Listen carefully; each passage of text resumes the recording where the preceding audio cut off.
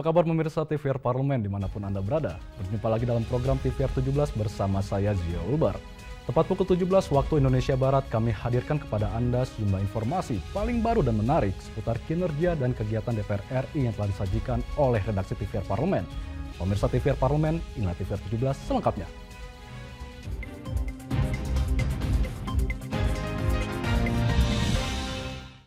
Guna meningkatkan kesejahteraan nelayan dan masyarakat di pesisir pantai, Komisi 4 DPR RI mendorong pemerintah untuk mengoptimalkan program Kalaju yang dinilai dapat membantu para nelayan agar mendapatkan hasil tangkapan yang lebih banyak.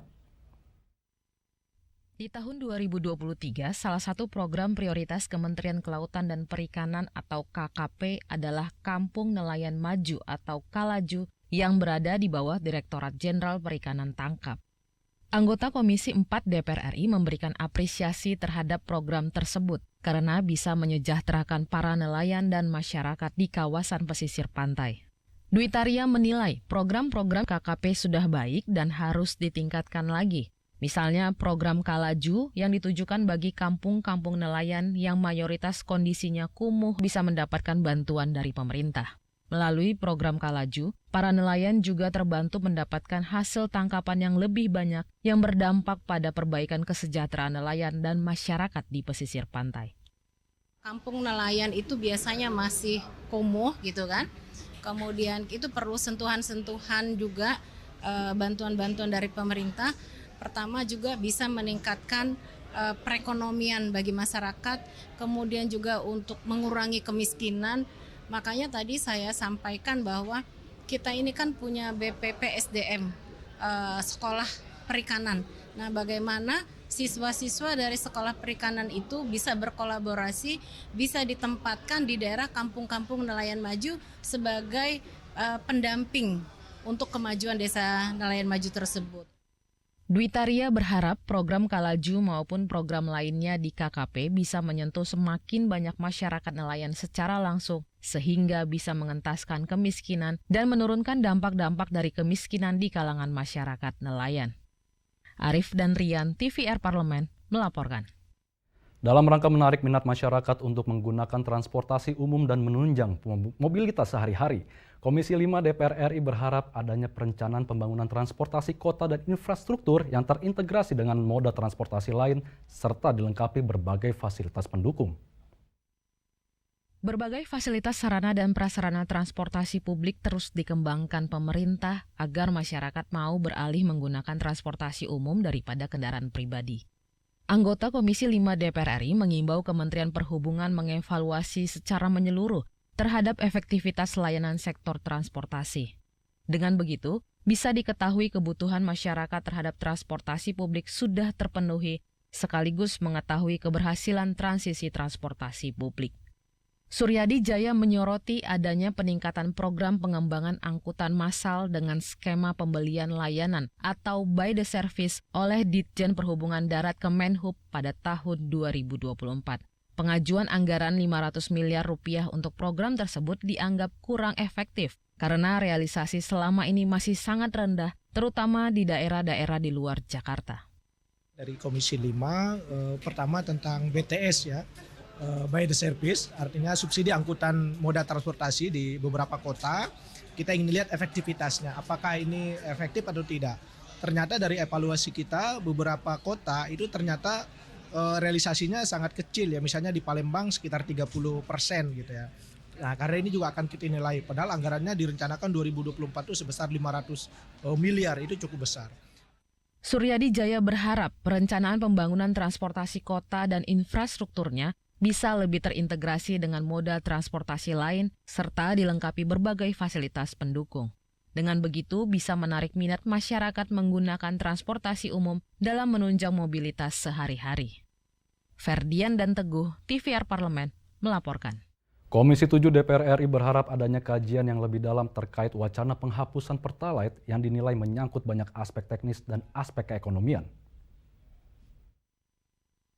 Beberapa waktu lalu, Dirut Pertamina melontarkan wacana penghapusan Pertalite pada tahun 2024 yang digantikan dengan Pertamax Green 92.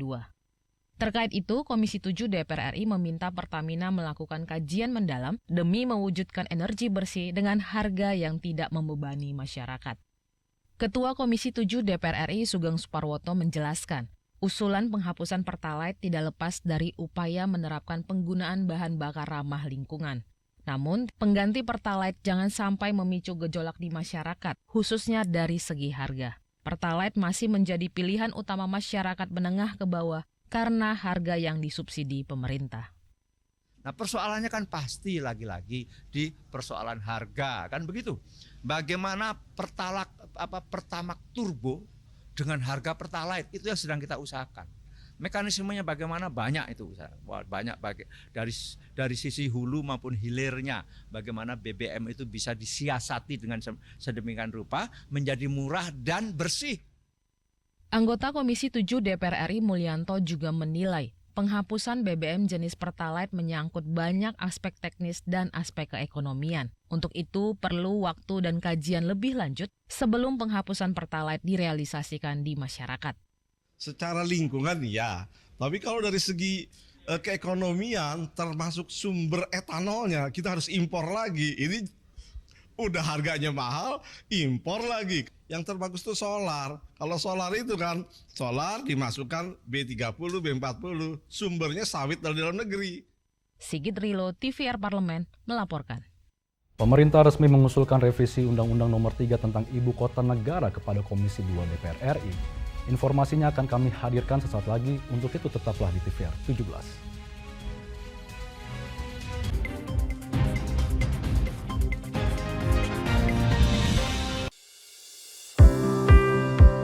Mengenal tugas dan fungsi DPR RI. Dewan Perwakilan Rakyat atau DPR adalah lembaga negara yang mewakili aspirasi rakyat. Kehadiran DPR RI merupakan salah satu bukti bahwa Indonesia merupakan negara demokrasi. Sebagai salah satu lembaga perwakilan rakyat, apa saja tugas dan fungsi yang diemban DPR RI? Berdasarkan pasal 20A ayat 1 Undang-Undang Dasar 1945, DPR memiliki 3 fungsi, yakni fungsi legislasi, anggaran, dan pengawasan. Tugas dan wewenang DPR berbeda untuk setiap fungsinya. Yang pertama, fungsi legislasi. Menyusun program legislasi nasional atau prolegnas, menyusun dan membahas rancangan undang-undang, menerima rancangan undang-undang yang diajukan oleh DPD, membahas rancangan undang-undang yang diusulkan oleh Presiden ataupun DPD, menetapkan undang-undang bersama dengan Presiden, menyetujui atau tidak menyetujui peraturan pemerintah pengganti undang-undang yang diajukan oleh Presiden untuk ditetapkan menjadi undang-undang. Yang kedua, fungsi anggaran. Memberikan persetujuan atas rancangan undang-undang tentang APBN yang diajukan oleh Presiden. Memberikan persetujuan terhadap pemindahntanganan aset negara maupun terhadap perjanjian yang berdampak luas bagi kehidupan rakyat yang terkait dengan beban keuangan negara. Menindaklanjuti hasil pemeriksaan atas pengelolaan dan tanggung jawab keuangan negara yang disampaikan oleh BPK. Memperhatikan pertimbangan DPD atas rancangan undang-undang tentang APBN dan rancangan undang-undang terkait pajak, pendidikan, dan agama. Yang ketiga, fungsi pengawasan. Fungsi pengawasan, DPR bertugas melakukan pengawasan terhadap pelaksanaan undang-undang APBN dan kebijakan pemerintah, serta membahas dan menindaklanjuti hasil pengawasan yang disampaikan oleh DPD. Demikian penjelasan tentang tugas dan fungsi DPR menurut undang-undang. Informasi ini dipersembahkan oleh TV dan Radio Parlemen, Biro Pemberitaan Parlemen, dan Sekretariat Jenderal DPR RI.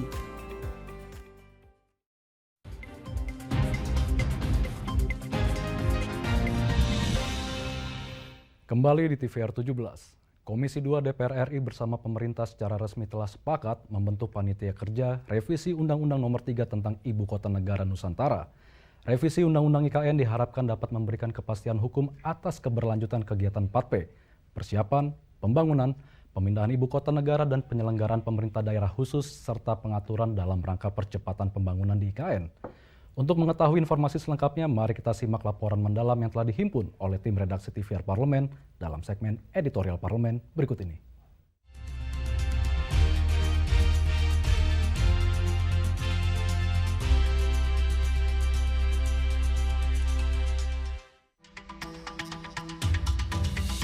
Pemerintah telah menyerahkan dokumen revisi Undang-Undang Ibu Kota Negara atau IKN Nusantara kepada DPR RI.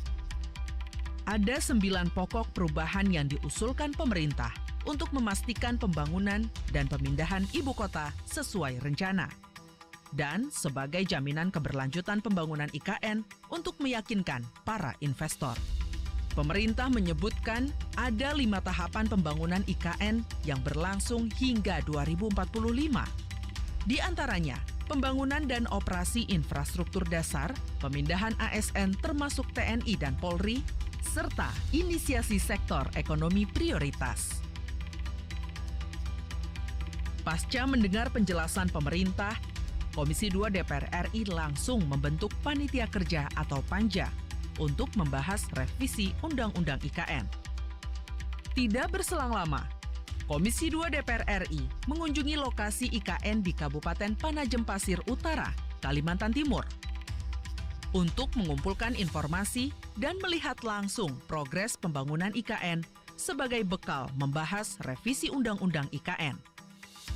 Saat ini, perkembangan konstruksi infrastruktur dasar IKN tahap 1 mencapai 38,1%. Munculnya gonjang-ganjing di publik terkait kepastian perpindahan IKN dan banyaknya kendala yang dihadapi dalam perjalanan pembangunan IKN tentu harus dijawab dengan menghadirkan payung hukum yang menjamin keberlanjutan pembangunan IKN. Revisi Undang-Undang IKN dinilai cukup realistis, namun harus tetap mengedepankan kehati-hatian dalam membahas 9 pokok yang diusulkan pemerintah, khususnya terkait pengelolaan keuangan dan investasi. Jangan sampai revisi Undang-Undang IKN malah menimbulkan masalah baru di kemudian hari. Makanya mereka jadi pengen Pemdasus, pemerintah daerah khusus. Kalau otorita kan mereka nggak berhak untuk ngambil uang. Mereka pengen menerbitkan surat hutang gitu loh, sukuk, sehingga pembiayaan itu menjadi seperti Pemda. Nah, tentu ini perlu hati-hati, jangan sampai membuatkan. Yang kedua, mereka ingin tadi menarik lebih banyak investasi. Ini agak berat karena bisa kumulatifnya 190 tahun alas hak atau hak penggunaan lahannya PL-nya. Pembahasan rancangan Undang-Undang IKN Nusantara ditargetkan selesai pada Oktober 2023 sebelum DPR RI memasuki masa reses, karena hanya merevisi sekitar 30% pasal. Meski pembahasan dikebut, bukan berarti mengabaikan substansinya. Revisi Undang-Undang IKN diharapkan tidak hanya mengatasi kendala pembangunan IKN Nusantara, tapi juga mampu menciptakan iklim investasi yang lebih baik dan lebih kondusif yang akan menarik minat banyak investor untuk terlibat dalam pembangunan IKN Nusantara. Di sisi lain, kebijakan insentif daerah perlu didorong dalam revisi Undang-Undang IKN agar tercipta pemerataan pembangunan di lokasi IKN sekaligus mengurangi ketergantungan pembangunan IKN Nusantara pada APBN. Sementara itu, masalah penguatan kelembagaan Badan Otorita IKN dalam proses pemindahan IKN tentunya akan dipertimbangkan lagi oleh DPR.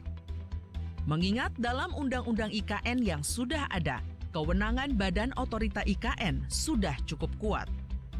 Dengan adanya keterbatasan APBN, tentunya pembangunan IKN tidak bisa serta-merta dibantu semuanya dari APBN.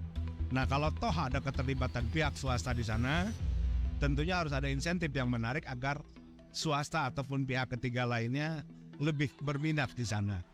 Harapan saya draft yang diajukan oleh pemerintah bisa kita bahas dalam panja, di mana di dalam panja nanti kami berharap pembahasan bisa lebih komprehensif agar IKN bisa diwujudkan dengan melibatkan sedikit mungkin anggaran dari APBN.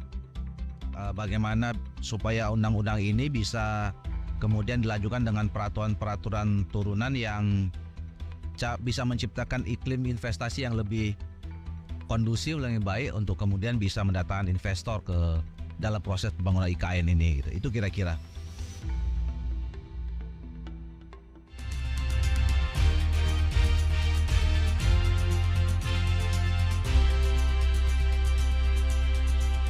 Pertamina mengusulkan agar bahan bakar minyak atau BBM jenis bensin dengan nilai oktan 90 atau dikenal dengan Pertalite dihapus mulai 2024. Saksikan informasi selengkapnya. Untuk itu jangan kemana-mana, tetaplah bersama kami di TVR 17.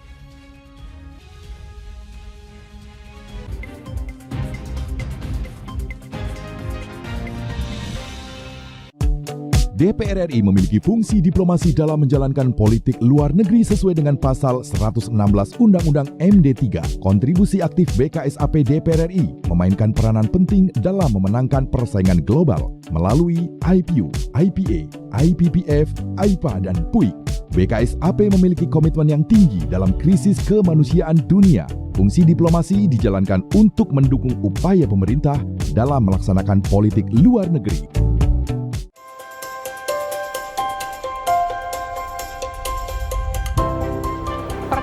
Dalam sejarah Indonesia, tahun 2024 kita mengadakan pemilu serentak, legislatif dan eksekutif baik di tingkat pusat maupun daerah. Catat waktunya, Rabu 14 Februari 2024. Untuk pemilihan legislatif, Anda akan memilih anggota DPD, anggota DPR, anggota DPRD Provinsi, dan anggota DPRD Kabupaten atau Kota. Selain pemilu legislatif, Anda juga akan memilih presiden dan wakil presiden loh pemirsa.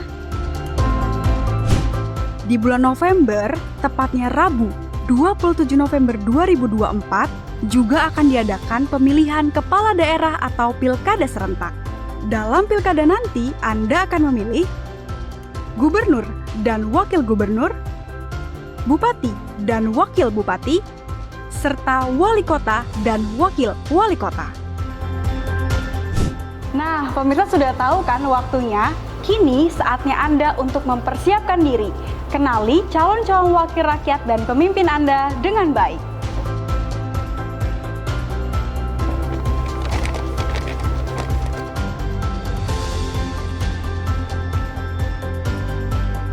Jangan sampai kesempatan untuk memilih calon wakil rakyat dan pemimpin Anda terlewat begitu saja. Ayo ramaikan pesta demokrasi pemilu 2024 dengan meriah.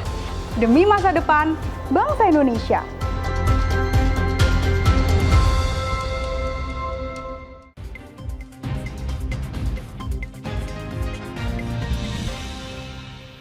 Kembali di TVR 17. Pemerintah dikabarkan sedang mewacanakan untuk menghapus bahan bakar minyak atau BBM jenis Pertalite dan menggantinya dengan varian Pertamax bersubsidi dengan nama Pertamax Green 92. Menanggapi hal ini, anggota Komisi 7 DPR RI Muhtarudin mengungkapkan hingga saat ini wacana penghapusan Pertalite masih dalam tahap pengkajian. Untuk itu masyarakat tidak perlu panik. Namun jika memang kebijakan ini akan diterapkan oleh pemerintah, Muhtarudin mendorong agar jangan sampai hal ini membebani baik APBN maupun masyarakat. Untuk mengetahui informasi selengkapnya, mari kita simak liputan rekan kami, Dadi Ramadan. Baik pemirsa TVR Parlemen, Pertamina mengusulkan bahwa tahun depan Pertamina tidak akan menjual Pertalite atau BBM yang selama ini masih dalam kategori BBM bersubsidi, yang kedepannya akan dihapus oleh Pertamina dan tidak akan lagi diproduksi. Dan kedepannya Pertamina akan menggunakan Pertamax Green atau Pertamax Green 92 yang akan menjadi pengganti dari Pertalite. Dan ini tentunya pasti akan menjadi perdebatan di tengah masyarakat. Apakah memang ini sesuatu hal yang baik ke depannya, mengingat memang kondisi polusi di Jakarta juga semakin mengkhawatirkan. Dan untuk membahas hal tersebut, saya sudah bersama dengan anggota Komisi 7 DPR RI, Bapak Muhtarudin dari fraksi Golkar dari Dapil Kalimantan Tengah. Selamat siang Pak, terima kasih Pak. Selamat siang. Sudah berbincang bersama kami. Pak, ini terkait dengan Pertalite yang rencananya diusulkan mau dihapus oleh Pertamina. Ini sebetulnya apakah memang sudah fix atau memang masih dalam kajian Pak? Ya, memang isu yang berkembang ya di masyarakat kan seperti itu ya. Tapi sebenarnya pembuat kebijakan ini kan adalah Kementerian SDM ya, Kementerian SDM sebagai regulator dalam rangka kebijakan masalah BBM termasuk subsidi di dalamnya, dan itu akan dibicarakan dengan kami di Komisi 7 ya.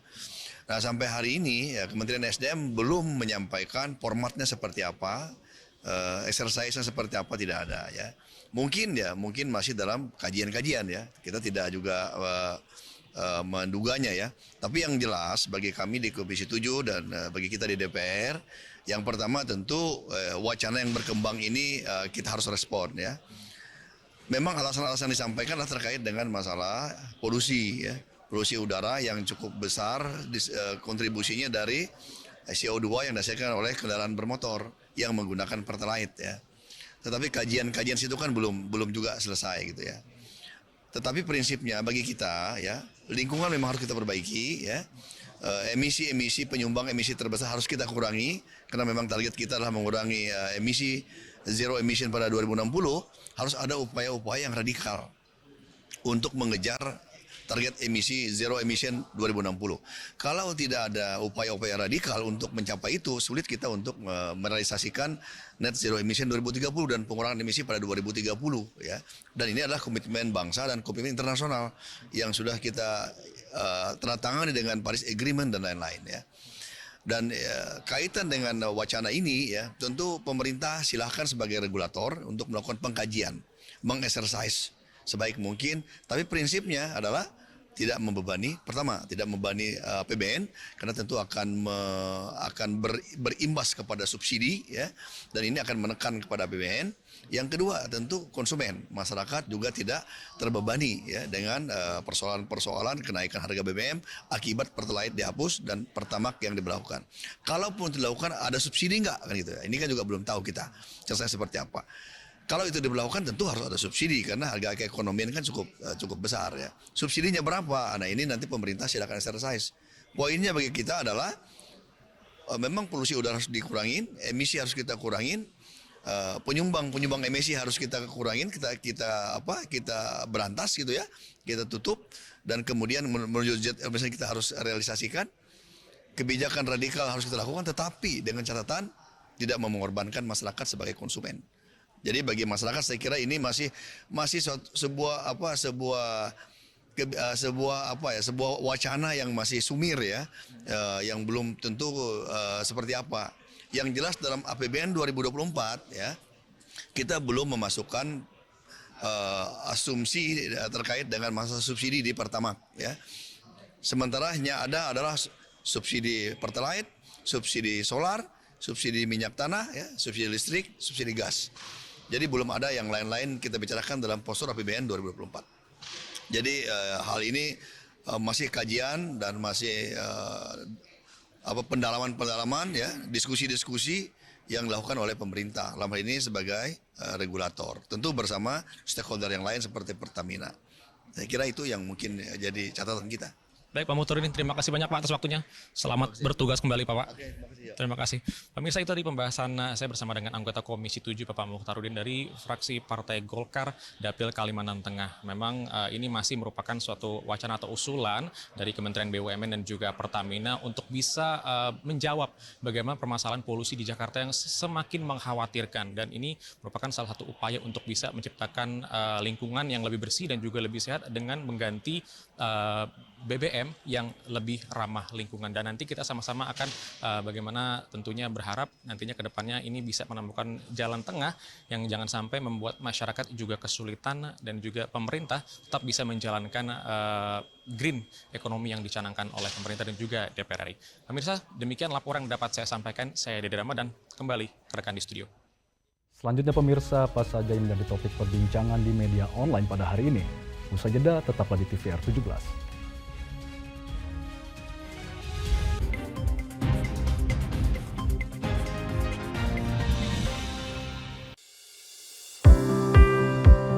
Mengenal tugas dan fungsi DPR RI. Dewan Perwakilan Rakyat atau DPR adalah lembaga negara yang mewakili aspirasi rakyat. Kehadiran DPR RI merupakan salah satu bukti bahwa Indonesia merupakan negara demokrasi. Sebagai salah satu lembaga perwakilan rakyat, apa saja tugas dan fungsi yang diemban DPR RI?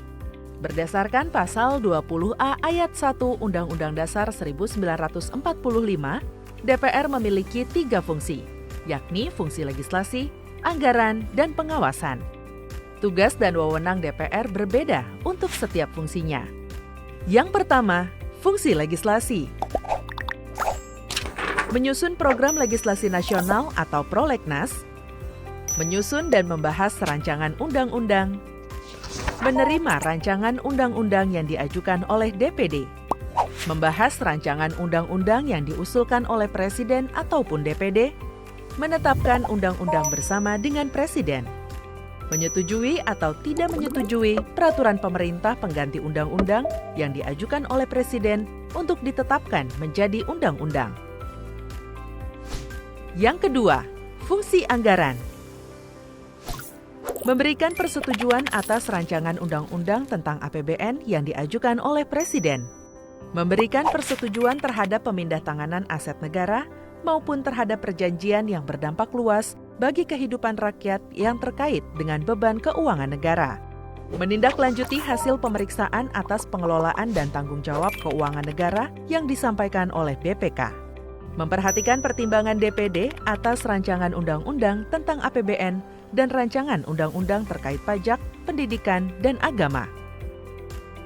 Yang ketiga, fungsi pengawasan. Fungsi pengawasan, DPR bertugas melakukan pengawasan terhadap pelaksanaan undang-undang APBN dan kebijakan pemerintah, serta membahas dan menindaklanjuti hasil pengawasan yang disampaikan oleh DPD. Demikian penjelasan tentang tugas dan fungsi DPR menurut undang-undang. Informasi ini dipersembahkan oleh TV dan Radio Parlemen, Biro Pemberitaan Parlemen, dan Sekretariat Jenderal DPR RI.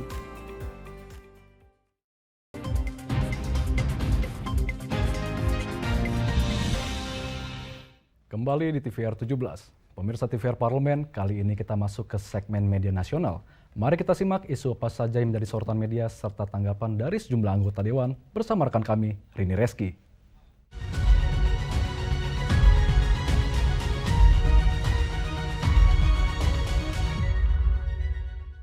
Baik, terima kasih Zia dan selamat sore pemirsa TVR Parlemen. Kali ini kita masuk ke segmen media online. Tentunya kita akan masuki berita pertama yang menjadi headline di media online pada hari ini pemirsa. Kita simak di sini pemirsa. Ya, di sini DPR RI menyetujui pagu anggaran Kemenkyu sebesar 48,35 triliun rupiah.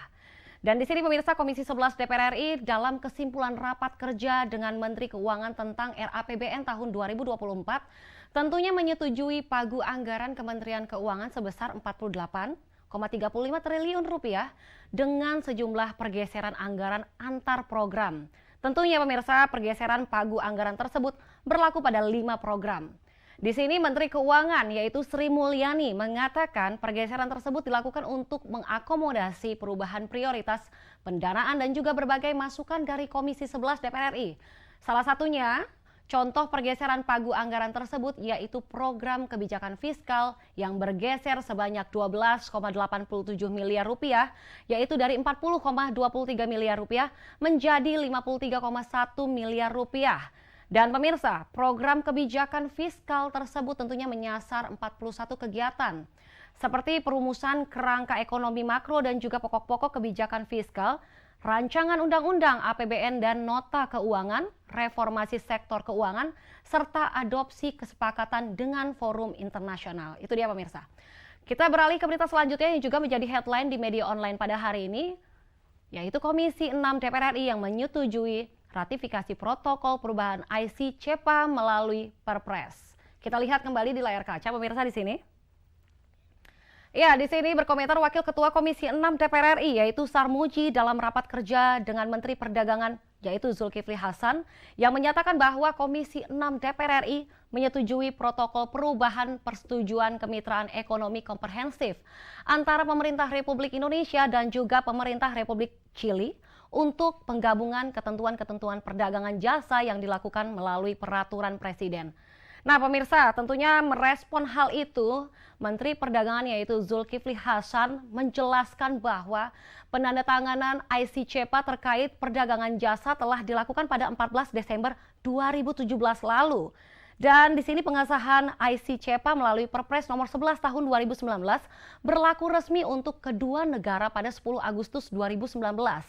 Kemudian pada akhir 2020 perundingan ICCPA bidang perdagangan jasa kembali dilakukan. Tentunya pasca kerjasama tersebut, total nilai perdagangan Indonesia dan juga Chili tumbuh sebesar 112% dan juga utilisasi surat keterangan asal barang dengan form ICCPA naik kurang lebih 11 kali lipat. Tentunya pemirsa, di sini juga protokol perubahan ICCPA sendiri ditargetkan dapat diratifikasi pada akhir tahun 2023 dengan target implementasi pada tahun 2024. Baik, itu tadi headline di media online pada hari ini yang saya sampaikan terkait dengan DPR RI yang menyetujui pagu anggaran Kemenq sebesar 48,35 triliun rupiah serta Komisi 6 DPR RI yang menyetujui ratifikasi protokol perubahan ICCPA melalui Perpres. Sekian dari saya Rini Reski, kembali ke rekan Zia. Terima kasih, selamat sore.